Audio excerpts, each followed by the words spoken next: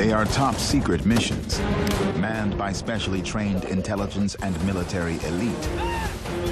Covert operations, using unconventional tactics outside the standard protocol. But behind the clandestine activities and state-of-the-art training are secrets. Secrets so deceptive. Don't even go to the bin Laden raid if you think what you saw in the news has any correlation with what happened. So elusive. If the CIA is violating the laws of foreign countries, that has to be kept secret. So life-threatening. Lord knows keeping secrets matters when your life is at stake. That they've been kept hidden from the public until now. I'm not going to be anyone's prisoner of war. You're going to have to kill me, because I'll chew your face off if I don't have any ammunition left. There are those who believe in the existence of a book. A book that contains the most highly regarded secrets of the United States of America. A book whose very existence is known to only a select few.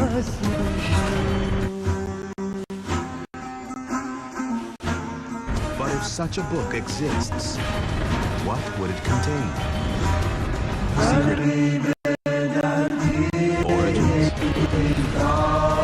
secret missions, secret lies. Does there really exist America's Book of Secrets?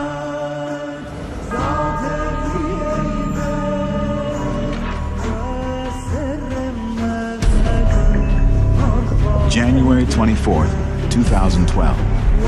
Moments before President Barack Obama was to begin his State of the Union address, he commended the U.S. Secretary of Defense, Leon Panetta.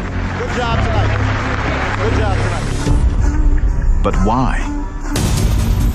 Kept secret from those outside the Defense Department was the knowledge that only minutes earlier, an elite group of American Special Forces, known as SEAL Team 6, had stormed a Somali compound in a daring rescue mission.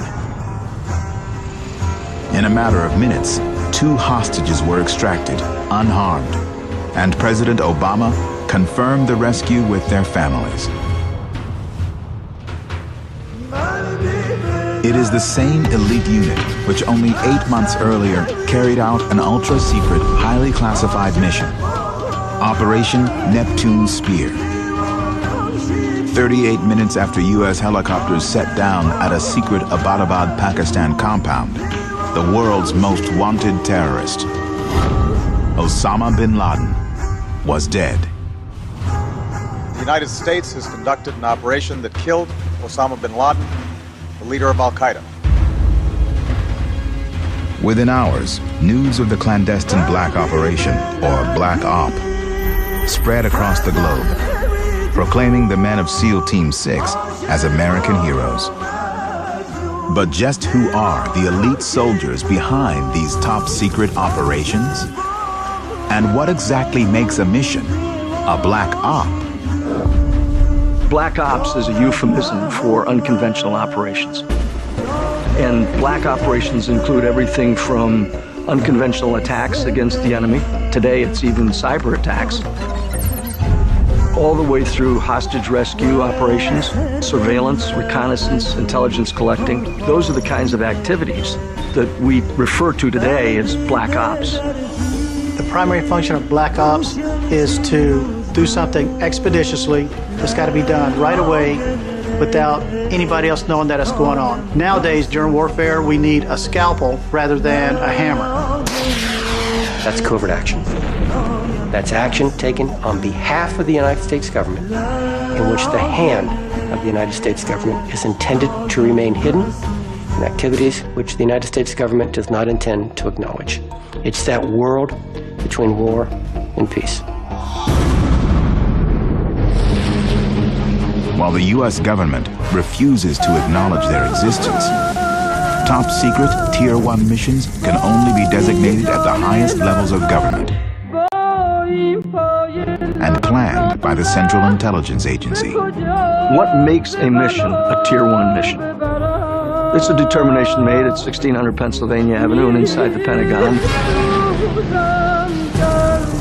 These operations normally start with the CIA.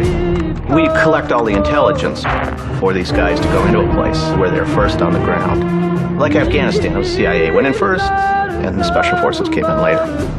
The CIA works with Delta Force and the SEALs every single day. A lot of the people inside the CIA had one time been in Delta Force or the SEALs. While Navy SEALs and Army Delta Force are the most recognized, the Army, Navy, Air Force, and Marines all have elite Tier 1 units under the control of a unified combatant command. Special Operations Command, which is the big umbrella that SEALs and Delta and Rangers and Air Force Special Operations fall under, they comprise about 60,000 individuals. Of those 60,000 individuals, there's 20,000 operators or shooters or door kickers. What makes SEAL Team 6 different and what makes Delta Force different is they're Tier 1 counter-terrorist units, which means they can go anywhere in the world at a moment's notice. When there's a situation in the world that threatens Americans' lives, the president wants to know a few things right away. Where's the nearest aircraft carrier? Where's the nearest SEAL team? Where's the nearest Delta squadron? How soon can I point the needle in the right direction?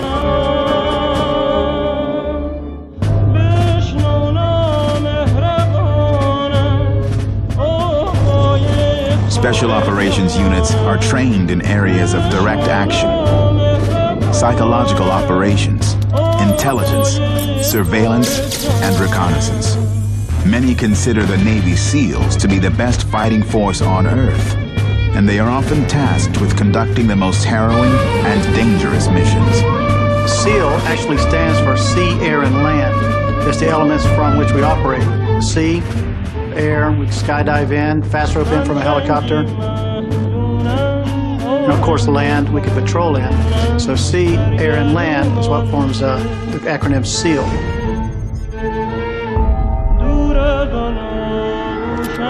SEALs are described as the brain surgeons of shooting.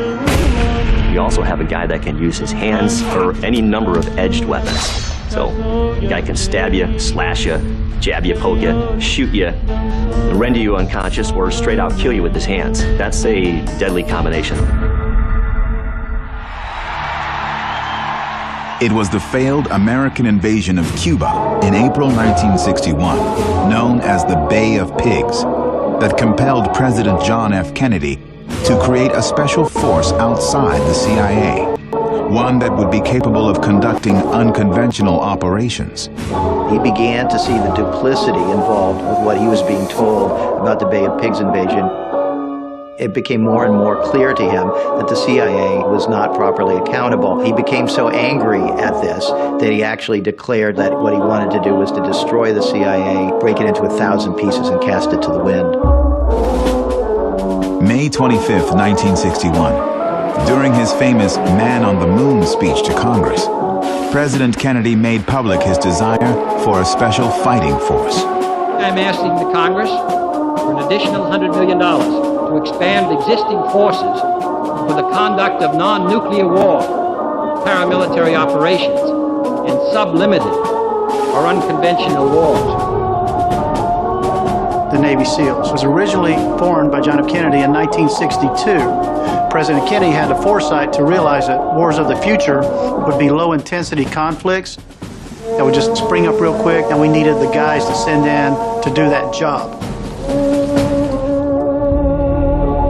April 24th, 1980. President Jimmy Carter orders an ultra-clandestine mission, Operation Eagle Claw, in an effort to rescue 52 U.S. Embassy employees held captive in Iran for nearly 6 months. Eagle Claw, well documented in terms of what went wrong. We went over and over what could go wrong, and damn it, something went wrong. So a sandstorm kicks up, it got to the filters of the helicopter, they couldn't lift off enough, hit the wing tank of the C-130, end the mission.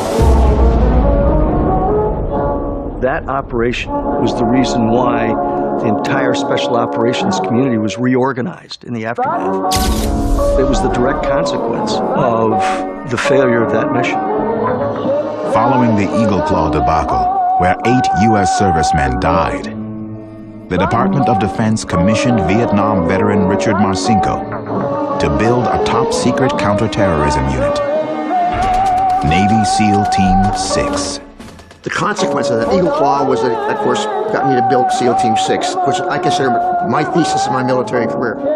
One of the secrets about 6 is that when I built that, I called it 6, but there was only 2. We still had the Cold War going on, so I said, let them figure out where 3, 4, and 5 were. I'll go to 6. I think that Eagle Claw, for being a failure, certainly has a plus in that Congress mandated the establishment of Joint Special Operations Command, and now you have a bona fide staff that does nothing but keep track of terrorism and special operations around the world. But we now have this Tier 1 capability that won't let a failure like that happen again.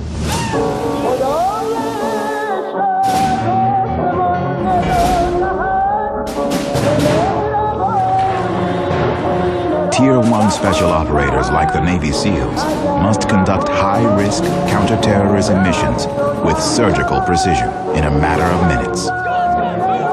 But what training process can prepare a soldier for these life-and-death covert missions? And what skills really separate a Navy SEAL from other Tier 1 operators? What does it take to become a black operator? First of all, you got to be a volunteer to one of the branches of the armed forces. Second, you have to qualify, and that means a very rigorous selection process. When you look at the numbers, active duty military personnel is about 1.4 million, which represents 0.001% of our population. So when you look at SEAL teams, there's only about 1,200 SEALs that are actually what we call door kickers, shooters, or operators. So not only are you, 0.001% of the military, but you're like 0.00005% of the entire nation. Nobody is recruited in the SEAL teams. To be a Navy SEAL, you have to volunteer, you got to go through screening, physical, mental, and there are 3 key characteristics in the SEAL teams. Aptitude 1, very, very intelligent people. Physical fitness, and the biggest key of all is mental toughness. And that is the key thing that separates a Navy SEAL from anybody else on the planet. The attrition rate with respect to SEAL training is pretty high. It's never been lower than 85%, which means 85% of the people that try out don't make it. Matter of fact, the first day